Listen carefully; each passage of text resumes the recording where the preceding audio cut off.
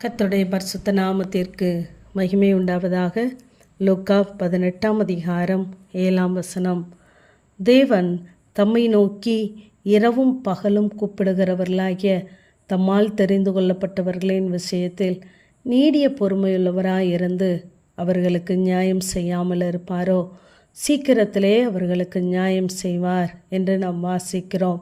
தேவனால் தெரிந்து கொள்ளப்பட்டவர்களாகிய நம்முடைய விஷயத்தில் தேவன் நீடிய பொறுமையுள்ளவராய் இருப்பதோடு மாத்திரமல்ல, சீக்கிரமாய் நமக்கு நியாயம் செய்ய நம்முடைய தேவன் போதுமானவராகவே இருக்கிறார். ஏனென்றால் முந்தைய பகுதிகளிலே அநீதியுள்ள ஒரு நியாயாதிபதியினுடைய நியாயத்தை அங்கு சொல்லுகிறார். அவரை காட்டிலும் நம்முடைய தேவன் நித்திய நியாயாதிபதி. அவர் தம்மால் தெரிந்து கொள்ளப்பட்டவர்களுடைய விஷயத்திலே அவர் சீக்கிரமாய் நியாயம் செய்வார். ஏனென்றால் தேவன் தம்மை நோக்கி இரவும் பகலும் கூப்பிடுகிறவர்களாகிய என்று எழுதியிருக்கிறார். நாம் தேவனை நோக்கி இரவும் பகலும் கூப்பிடுகிறவர்களாய், அவரை துதிக்கிறவர்களாய், அவரை ஆராதிக்கிறவர்களாய் நாம் இருப்போமானால் நம்முடைய விஷயங்களிலே அவர் நீடிய பொறுமையுள்ளவராய் இருந்து நமக்கு நியாயம் செய்ய அவர் போதுமானவராகவே இருக்கிறார். அவரால் தெரிந்து கொள்ளப்பட்டவர்களாகிய நாம் அவரோடு கூட இருக்கிறோம் என்று வெளிப்படுத்தலிலே வாசிக்கிறோம்.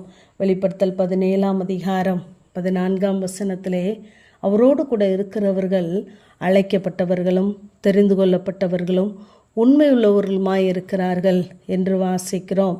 அவரோடு கூட நாம் இருப்போமானால் அவரோடு கூட நாம் ஆளுகையும் செய்வோம். நாம் ஜெயத்தை அனுபவிப்பதற்காகவே தேவன் நம்மை அவரோடு கூட வைத்திருக்கிறார். அழைக்கப்பட்டவர்களாய், தெரிந்து கொள்ளப்பட்டவர்களாய், உண்மையுள்ளவர்களாய் அவரோடு கூட வைத்திருக்கிறார். இங்கு அழைப்பு எல்லாருக்கும் கொடுக்கப்படுகிறது. வருத்தப்பட்ட பாரம் சுமக்கிறவர்களே, நீங்கள் எல்லாரும் என்னிடத்தில் வாருங்கள் என்று ஒரு அழைப்பை வைக்கிறார். ஆனால் மத்தேயு 22ஆம் அதிகாரம் 14ஆம் வசனத்திலே அழைக்கப்பட்டவர்கள் அநேகர், தெரிந்து கொள்ளப்பட்டவர்கள் சிலர் என்று சொல்லுகிறார். ஏனென்றால் அந்த சிலருடைய வாழ்க்கையிலே தேவன் மிகவும் கவனமுள்ளவராகவே இருக்கிறார். லூக்கா 6ஆம் அதிகாரம் 13ஆம் வசனத்திலே நாம் பார்ப்போமானால் அங்கு சீஷர்களை தெரிந்தெடுப்பதற்கு முன்பதாக அவர் அங்கு ஜெபம் பண்ணி கொண்டு இருக்கிறார். பொழுது விடிந்த பொழுது அவர் தம்முடைய சீஷர்களை வரவழைத்து 12 பேரை தெரிந்தெடுக்கிறார் என்று நாம் வாசிக்கிறோம். சீஷர்கள் அநேக பேர் இருக்கிறார்கள், ஆனால் அவர் தெரிந்தெடுத்தது 12 பேரை தான்.